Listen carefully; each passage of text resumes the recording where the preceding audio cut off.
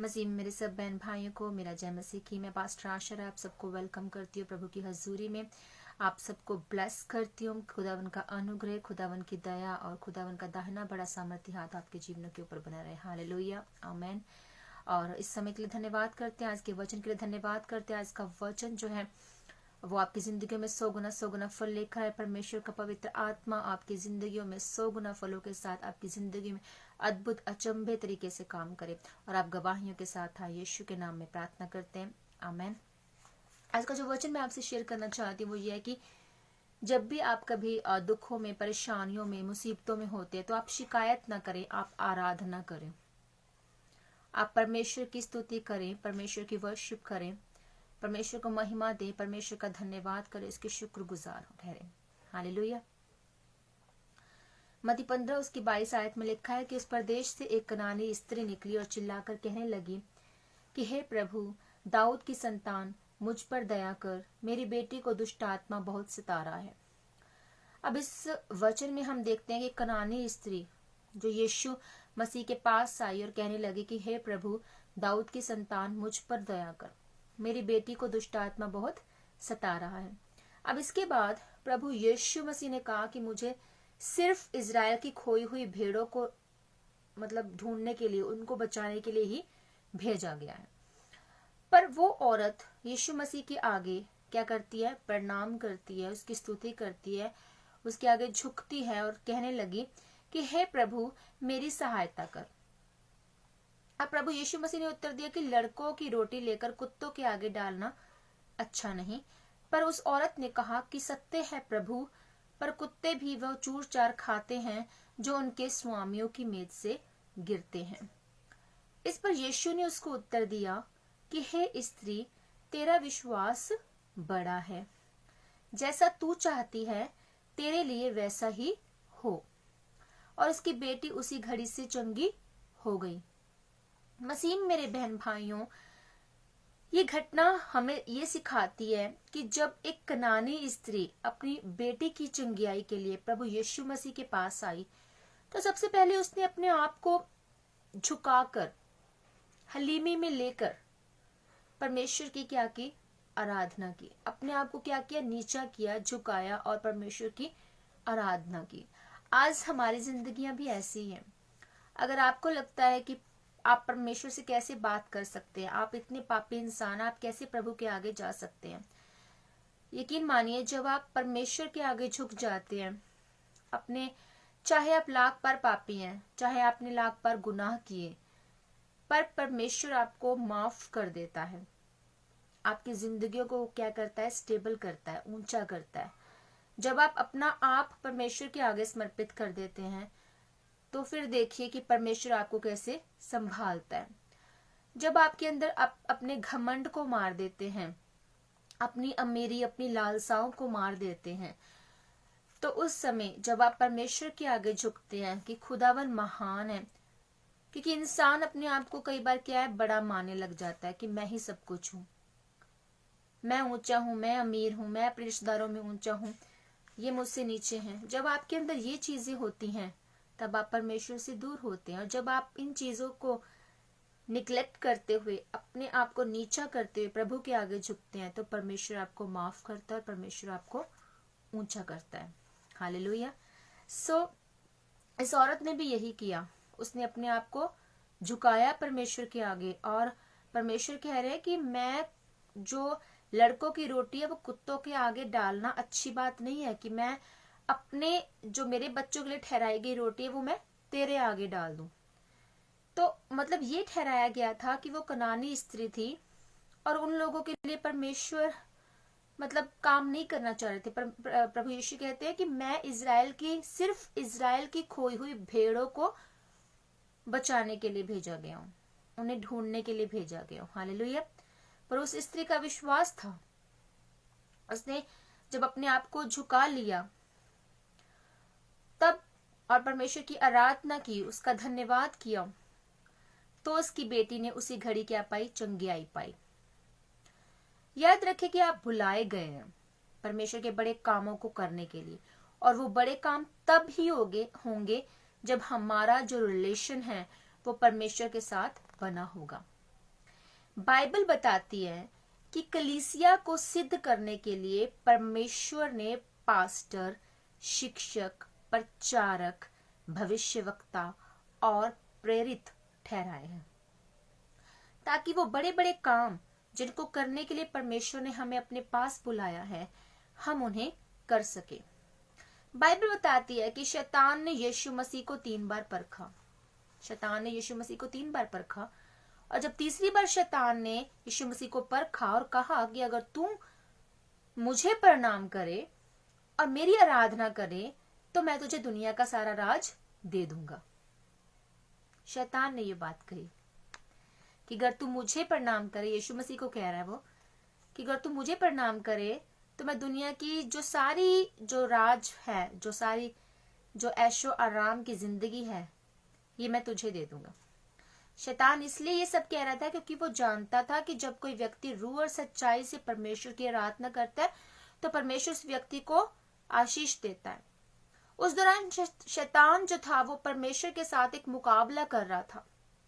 शैतान परमेश्वर के साथ मुकाबला कर रहा था, पर बाइबल बताती है कि प्रभु यीशु मसीह ने ऐसा करने से इनकार किया और शैतान की हर परख में से पार हुए।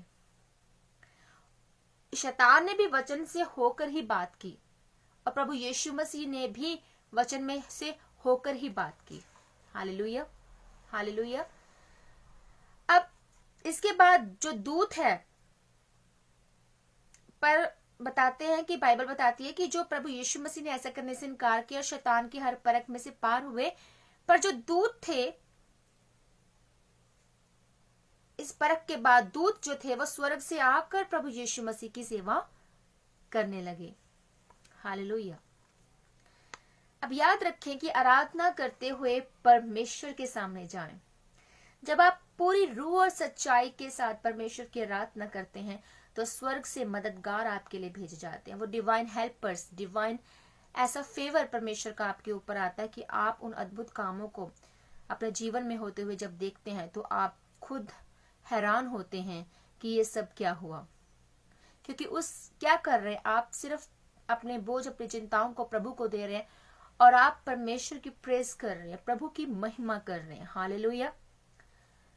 और पर आज लोग उदास होकर शिकायत करते हुए परमेश्वर के सामने जाते हैं कि यही कारण है कि प्रार्थना करने के बाद भी कोई उत्तर नहीं मिलता।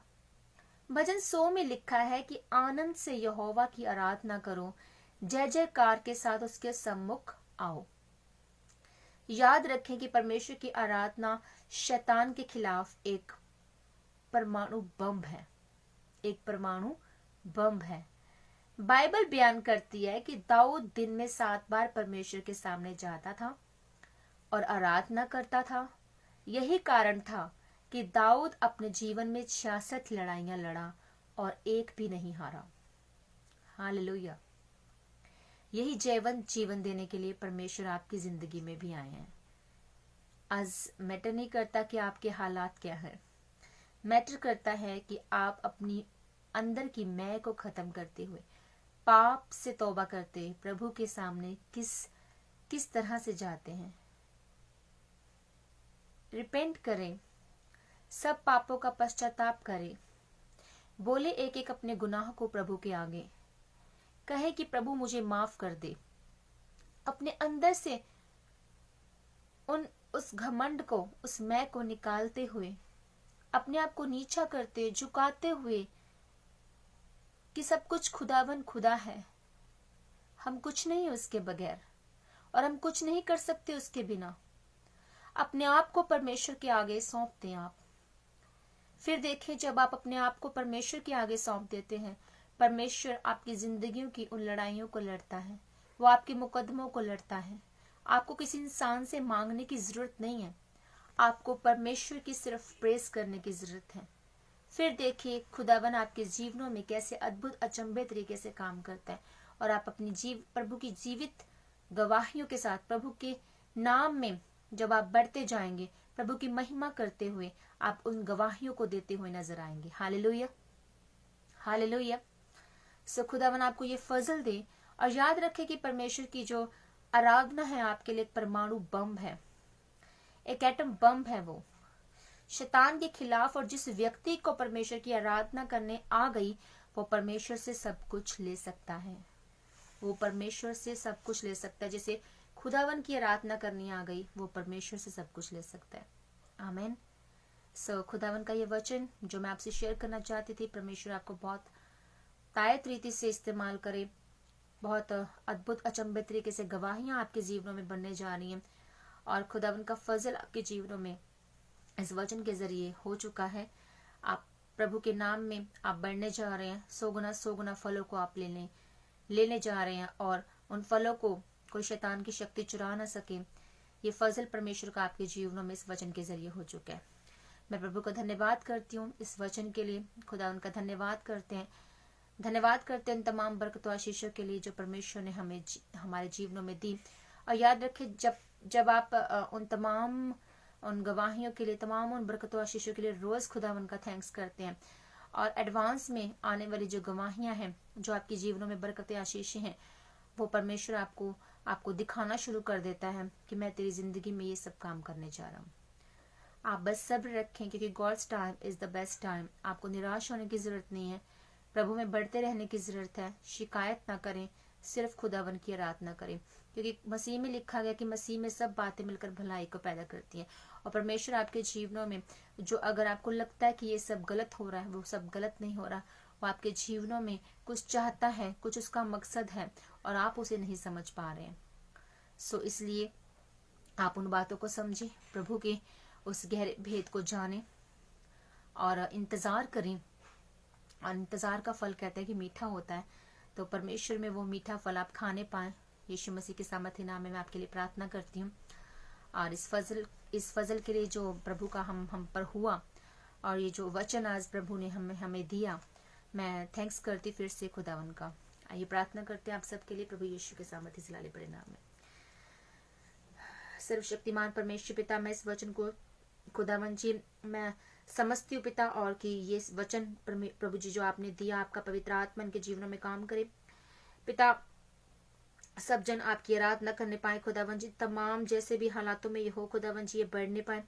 शैतान की तमाम ताकतों के खिलाफ खुदावन तेरा ये परमाणु बम, तेरा ये हथियार खुदावन जी, ये तेरी आराधना का जो सच्चा सोत्र है खुदावन, इनके जीवनों में बहने पाए खुदावन। ये तेरी रूह और सच्चाई के साथ आराधना करने पाए मेरे सामर्थी बाप परमेश्वर पिता। मेरे खुदावन खुदा, इनके जीवनों में शिकायतें न रहें खुदावन। ये तेरी हजूरी में आए, तेरे नाम में हलीमी में होकर तेरे आगे झुके खुदावन, तेरी आराधना करें पिता। इन सब के पास आप जाएं, इनके घरों में जाएं, इनके बिजनेस में जाएं, इनकी मैरिज लाइफ में जाएं, इनके तमाम उन हिस्सों में जाएं जिंदगी के प्रभु, जहाँ इन्हें लगता है कि ये कमजोर हैं, ये निराश हैं, प्रभु आप इनके साथ हैं।